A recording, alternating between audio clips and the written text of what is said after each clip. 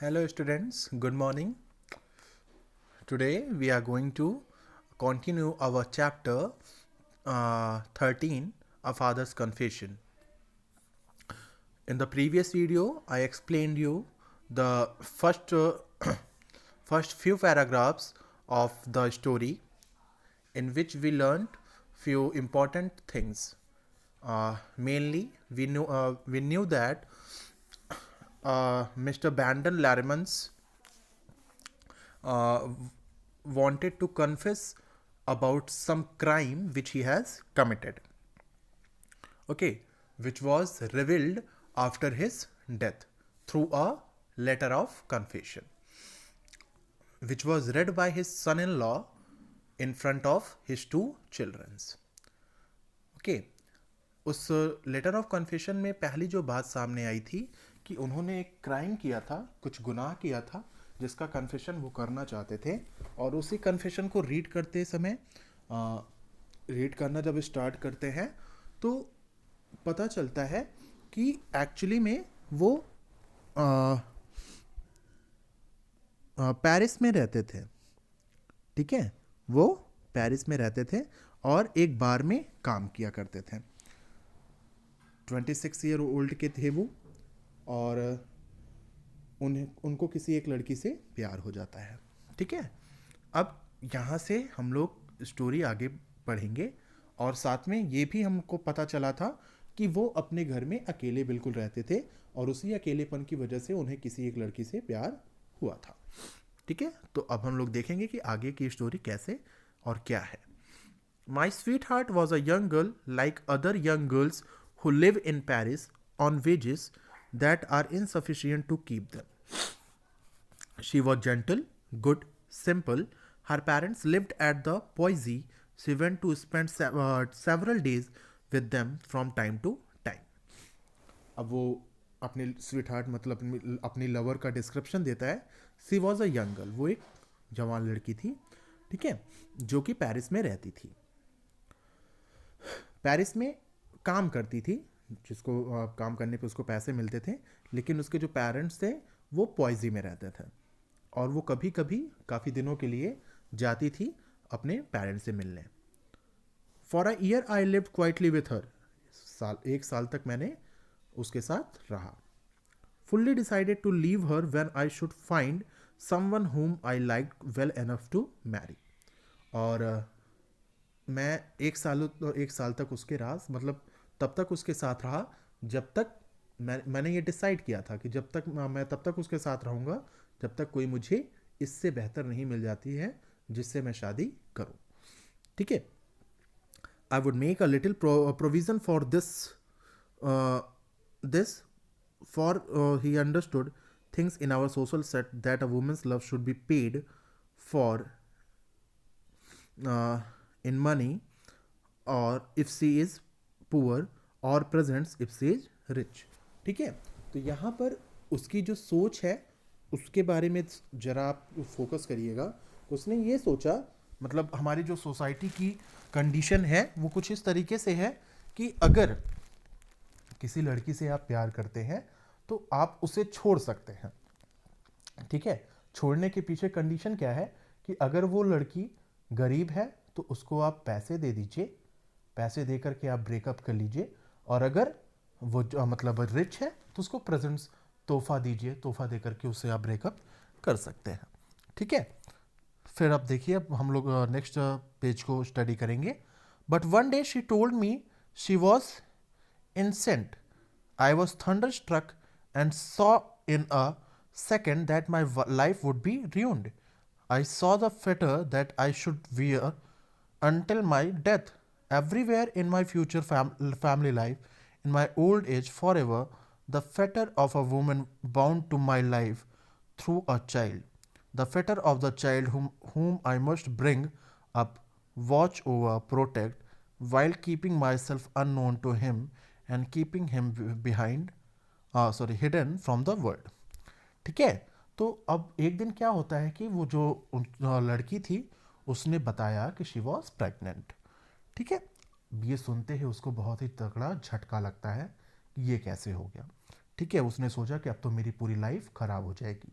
मुझे अब इसकी देखभाल करनी पड़ेगी, जो बच्चा होगा उसका देखभाल करना पड़ेगा, मतलब मेरी जो पूरी लाइफ है अब इन्हीं लोगों के पीछे ख़त्म हो जाएगी। ठीक है, मुझे ये मतलब लोगों से छुपाना पड़ेगा कि ये किसका बच्चा है, कैसा बच्चा है, सारी चीज़ें, ये सारी बातें मुझे दुनिया से छुपा के रखनी पड़ेंगी। Now, I was greatly disturbed at this news, and a confused longing, a criminal desire surged through my mind. I did not formulate it, but I felt it in my heart, ready to come to the surface as if someone hidden behind a portiere should await the signal to come out. ठीक है, if some accident might only happen, so many of these little beings die before they are born. अब जो mister बैंडन थे वो काफ़ी ज़्यादा disturb हो गए इस न्यूज़ को सुनकर। ठीक है, इसके बाद वो काफ़ी ज़्यादा इसके बारे में सोचने लगे, और सोचने सोचने में ही उनके मन में एक क्रिमिनल आइडिया आया।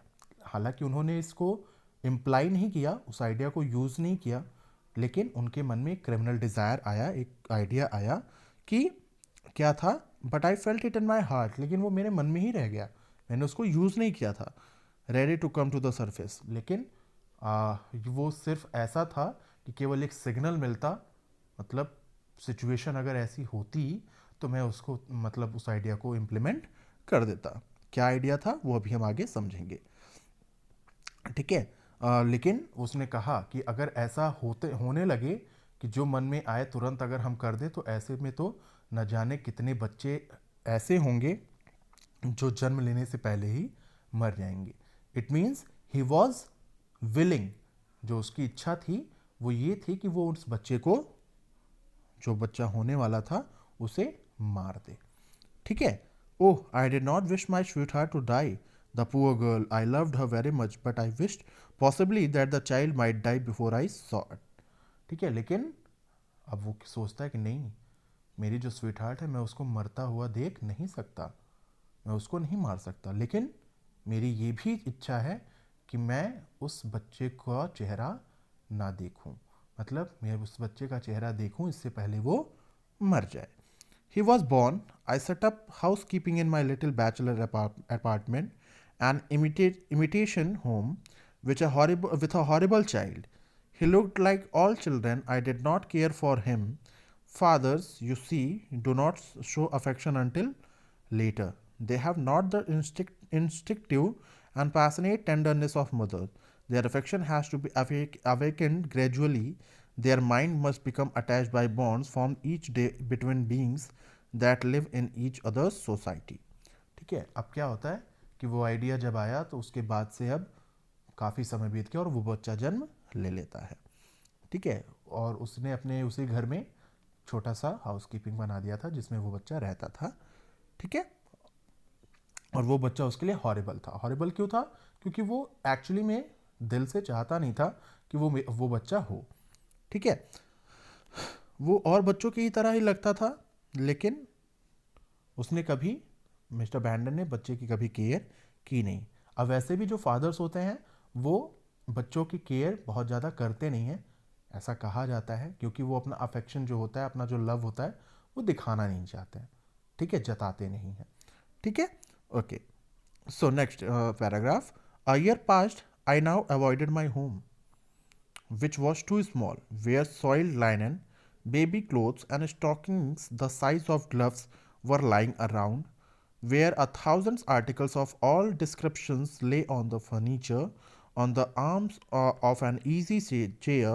Everywhere I went out, chiefly that I might not hear the child cry, for he cried on the slightest pretext, when he was bathed, when he was touched, when he was put to bed, when he was taken up in the morning incessantly. ठीक है, अब क्या होता है कि 1 साल बीत गया है, बच्चा अब धीरे धीरे बड़ा हो रहा है। अब जो मिस्टर बैंडन है उनको अपना घर भी पसंद नहीं आ रहा है, वो अवॉइड कर रहे हैं। ठीक है, क्योंकि वो बहुत छोटा था, जहाँ पर मिट्टी से लगे हुए कपड़े, बच्चों के कपड़े, स्टॉकिंग्स थे, साइज ऑफ ग्लव्स थे, सारी चीज़ें चारों तरफ फैली रहती थी। ठीक है, और बहुत सारे डिस्क्रिप्शन से, डिस्क्रिप्शन मतलब जो डॉक्टर्स बच्चों के लिए डिस्क्रिप्शन लिखते थे दवाइयों के, उसके पर्चे चारों तरफ फैले थे। ठीक है, और साथ में वो जब भी मतलब घर में रहते थे तो वो हर समय बच्चे की रोने की आवाज़ सुनते थे, जो उनको बहुत बुरी लगती थी। I had made a few acquaintances and I met at a reception the woman who was to be your mother. ठीक है, मैं बहुत सारी लड़कियों से मिला, और रिसेप्शन पे मुझे एक ऐसी लड़की मिली जो कि तुम्हारी मम्मी थी। ठीक है, I fell in love with her and became desirous to marry her. ठीक है, अब वो उनसे भी प्यार करने लगते हैं और उनसे शादी करने की बात हो गई। I courted her, I asked her parents consent to our marriage and it was granted. मैंने उसको प्रपोज किया। इसके बाद फिर मैंने उनके पेरेंट्स से बात की और वो शादी के लिए तैयार हो गए। ठीक है, फिर इसके बाद आप देखिए, for me it was a dilemma. I must wait a little bit. I found myself in this dilemma. I must either marry this young girl whom I adored, having a child already, or else tell the truth and renounce her and happiness, my future, everything for her parents, who were people of rigid principle, would not give her to me if they knew. Okay अब ये क्या मतलब इस लड़के के लिए, मतलब mister बैंडन के लिए थोड़ी सी दुविधा ये थी कि या तो वो उस लड़की को उसके साथ मैरी कर ले, ठीक है, हैविंग अ चाइल्ड ऑलरेडी, और जिसके पास बच्चा था, मतलब ठीक है, जिसका बच्चा था उस लड़की से शादी कर ले, या फिर उस लड़की से शादी करे और शादी करने के लिए उसे बताना पड़ेगा कि उसके साथ क्या क्या हुआ है, और अगर ऐसा बताता है उनके पेरेंट्स को तो उनके पेरेंट्स उस लड़की से शादी नहीं होने देंगे। ठीक है, जो दूसरी लड़की थी। I passed a month of horrible anguish of mortal torture, a month haunted by a thousand frightful thoughts, and I felt developing in me a hatred towards my son. अब 1 महीना हो गया इसी सोच में कि आखिर मैं क्या करूं, और धीरे धीरे अब उसका जो मेंटल टॉर्चर था बढ़ता गया, और वो अब अपने बेटे से और भी ज़्यादा हेट करने लगा, उसको बहुत ज़्यादा नफरत करने लगा। Towards that little morsel of living, screaming flesh who blocked my path, interrupted my life, condemned me to an existence without hope, without all those ways, expectation that make the charm of youth. ठीक है, मतलब अब उस बच्चे के हर एक बर्ताव पे मुझे गुस्सा आता था, मैं उससे नफरत करने लगा। जैसे कि मैं जाता तो वो मेरा रास्ता रोकता था, ठीक है, छोटे छोटे पैरों से आकर के मुझे गुदगुदाने की कोशिश करता था, बहुत सारी हरकतें करता था जो मुझे गुस्सा दिलाती थी। But just then my companion's mother became ill and I was left alone with the child. लेकिन तभी क्या होता है कि एक दिन मेरी जो कंपेनियन थी, मतलब वो जो लड़की थी जिसका बच्चा था, वो उसकी जो माँ थी वो बीमार हो जाती हैं। अब बीमार होने के बाद वो बच्चे को वहीं पर छोड़कर अपने पेरेंट्स के घर चली जाती हैं। It was in December and the weather was terribly cold. What a night. वो दिसंबर की रात थी और जो मौसम था बहुत ही ज़्यादा ठंडा था। My companion had just left. I had denied alone in my little dining room and I went gently into the room where the little one was asleep. ठीक है, मेरी जो कंपेनियन थी, जो लड़की थी, वो जा चुकी थी और मैंने खाना खाकर अपने डाइनिंग रूम में, इसके बाद उस रूम में आया जहाँ पर वो बच्चा सो रहा था। ठीक है, ओके, तो अब यहाँ तक की स्टोरी आपको क्लियर है, यहाँ तक मैंने आपको बताया है। इसके बाद का जो नेक्स्ट पोर्शन है वो मैं आपको कल एक्सप्लेन करूँगा। ठीक है, तब तक आप इस वीडियो को सुनते रहें, समझते रहें और चैप्टर को बार बार रीड करें। Okay, thank you.